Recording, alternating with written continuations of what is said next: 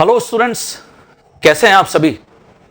मैं डॉक्टर कपिल जैन, आपका chemistry teacher, आपका केमिस्ट्री गुरु और एक कीमोफाइल आज आपके सामने यहां पर हूं। कीमोफाइल, आप सोच रहे होंगे कि सर ये कीमोफाइल क्या चीज है। तो स्टूडेंट्स, आप सभी जानते हैं केमिस्ट्री में जैसे इलेक्ट्रोफाइल होता है, इलेक्ट्रॉन लवर, न्यूक्लियोफाइल होता है, nucleus lover, that is positive charge को लव करने वाला। वैसे ही स्टूडेंट्स, मैं मेरे नाम के साथ लिखता हूं कीमोफाइल, इसका मतलब केमिस्ट्री लवर। तो अगर आप भी केमिस्ट्री को पसंद करते हैं तो डेफिनेटली आप भी अपने नाम के साथ ये लिखना शुरू करिए, कीमोफाइल। बहुत अच्छा लगेगा मुझे। ओके, आपका आज स्टूडेंट्स मैं सिर्फ यहां पर 10 मिनट लेने आया हूं। 10 मिनट्स में आपसे चाहूंगा, आपका ऑब्वियसली बहुत बिजी स्केड्यूल है सभी स्टूडेंट्स का, आप सभी बहुत समय से नीट की प्रिपरेशन में लगे हुए हैं।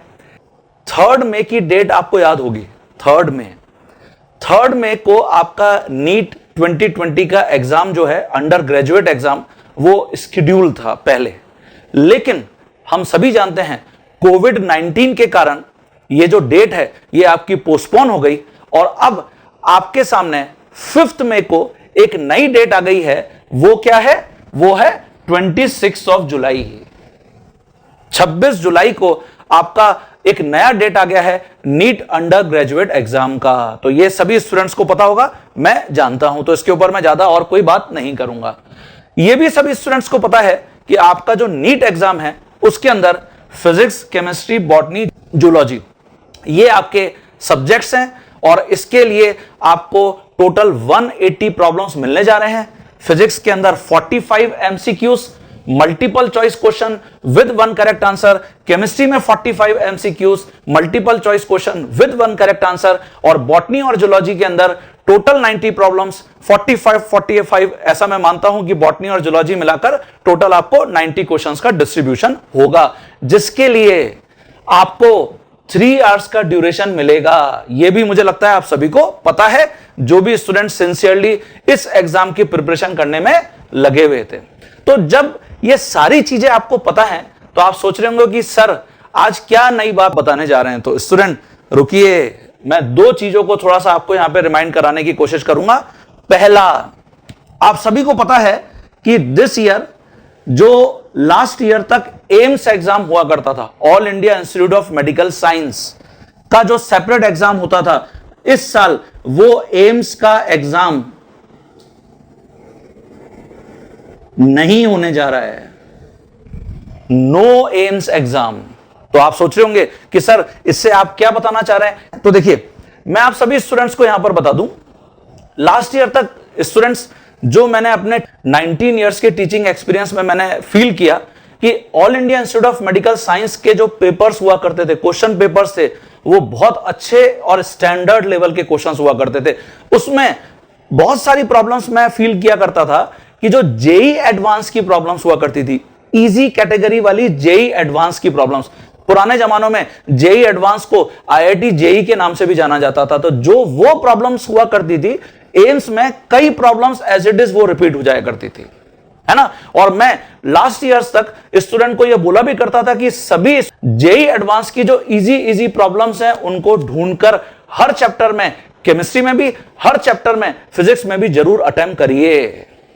तो दिस ईयर क्योंकि एम्स एग्जाम स्क्रैप हो गया है, इसलिए मैं ऐसा एक्सपेक्ट कर रहा हूं कि इस साल भी आपके जो नीट एग्जाम है उसमें कई प्रॉब्लम्स आपको जेई एडवांस की easy problems as it is repeat होने को मिल सकती हैं, देखने को मिल सकती हैं। लास्ट ईयर तक का जो नीट का ट्रेंड होता था स्टूडेंट्स, उसमें जैसे अगर केमिस्ट्री में 45 क्वेश्चंस हैं तो उसमें 38 से 39 प्रॉब्लम्स तो इजी मिला करते थे।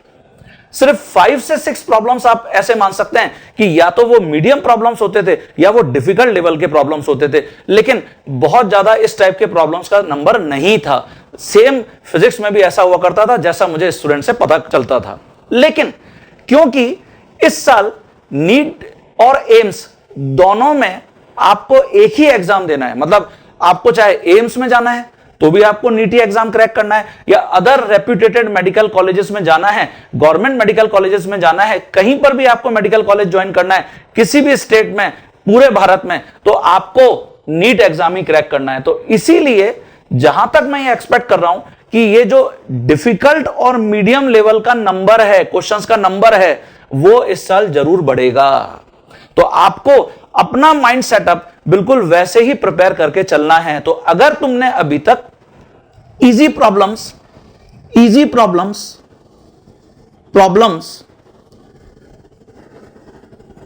ऑफ जेई एडवांस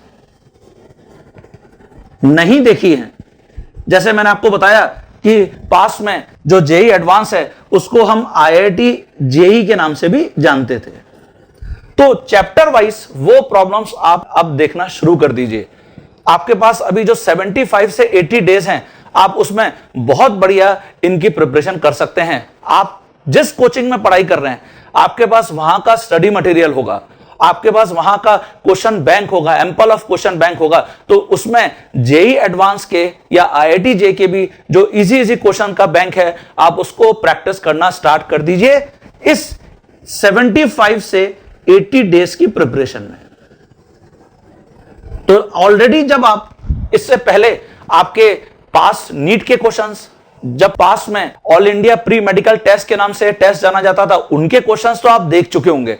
तो अगर आपने अभी तक ये जेई एडवांस के इजी लेवल वाले प्रॉब्लम्स अटेम्प्ट करना शुरू नहीं किया है, तो आपका समय शुरू होता है अब, शुरू कर दीजिए। ठीक है, तो सभी स्टूडेंट्स को पहला मेरा ये जो पॉइंट है, ये बिल्कुल आप ध्यान रख लीजिए, ऐसा होने जरूर जा रहा है। फिजिक्स में भी होगा और केमिस्ट्री में भी होगा कि ये जो नंबर है मीडियम और डिफिकल्ट लेवल का, ये थोड़ा सा नंबर इंक्रीज होगा। ये हो सकता है कि 35 इजी प्लस 10 मीडियम और डिफिकल्ट प्रॉब्लम्स मिले, या थोड़ा और वेरिएशन हो सकता है। तो फिजिक्स और केमिस्ट्री में यह मंत्र बहुत इंपॉर्टेंट है स्टूडेंट, इसको ध्यान रख लीजिए। क्लियर? दूसरा बहुत इंपॉर्टेंट पॉइंट, आपका अभी जो टाइम टेबल आप बना रहे होंगे, उसके ऊपर मैं थोड़ा सा आपको यहां पर हाईलाइट करना चाहूंगा। टाइम टेबल जनरली, जैसे इसका मैं एक बहुत अच्छा एग्जांपल देता हूं, आप ऐसे समझ लीजिए कि आप खरगोश हैं और आपका जो कंपटीशन है वो बहुत सारे कछुओं से है, टॉर्टॉइस, है ना। और आपने खरगोश और कछुए की कहानी जरूर सुनी होगी। क्या एक बार कछुए और खरगोश दोनों में कंपटीशन होता है कि चलो रेस लगाते हैं, और रेस लगाने के बाद देखते हैं कि कौन जीतेगा। अब खरगोश इस ओवर कॉन्फिडेंस में रहता है कि यार रेस तो मुझे ही जीतनी है ना। लेकिन क्या पता कि एट द एंड जो खरगोश को रिजल्ट मिलता है कि खरगोश रेस हार जाता है, और जो कछुआ है, क्योंकि खरगोश को ओवर कॉन्फिडेंस था, जो टॉर्टॉइस था उसको कोई ओवर कॉन्फिडेंस नहीं था, वो धीरे धीरे अपनी प्रैक्टिस करते करते अपने डेस्टिनेशन तक पहुंच जाता है, और अल्टीमेटली टॉर्टॉइस, कछुआ विनर घोषित होता है। तो स्टूडेंट, ऐसे बहुत सारे कछुए अब आपके साथ इस कंपटीशन में लगे हुए हैं, और आपको बिल्कुल भी ओवर कॉन्फिडेंस नहीं होना है। तो मैं आपको आपके टाइम टेबल में थोड़ा सा सजेस्ट करना चाहूंगा। आप क्या करिए, टाइम टेबल पूरे 75 से 80 डेज का अभी मत बनाइए, आप सिर्फ वीक का एक टाइम टेबल बनाइए, क्योंकि आपको अब फिजिक्स में, केमिस्ट्री में, बॉटनी में, जूलॉजी में आपको सारे चैप्टर्स, आपको सारे टॉपिक्स क्लियर हैं। आप अपने लास्ट 2 ईयर से, लास्ट 3 ईयर से प्रिपरेशन में लगे हुए हैं। एम आई राइट और रॉन्ग स्टूडेंट? सही बोल रहा हूं ना मैं? तो आप अपना सिर्फ अब वीक का टाइम टेबल बनाइए, और जो मैंने आपको पहला टिप दिया कि अगर हमने अभी तक एडवांस की इजी प्रॉब्लम्स को नहीं देखा है, तो हर चैप्टर में उसको अपने सबसे पहले शामिल करिए।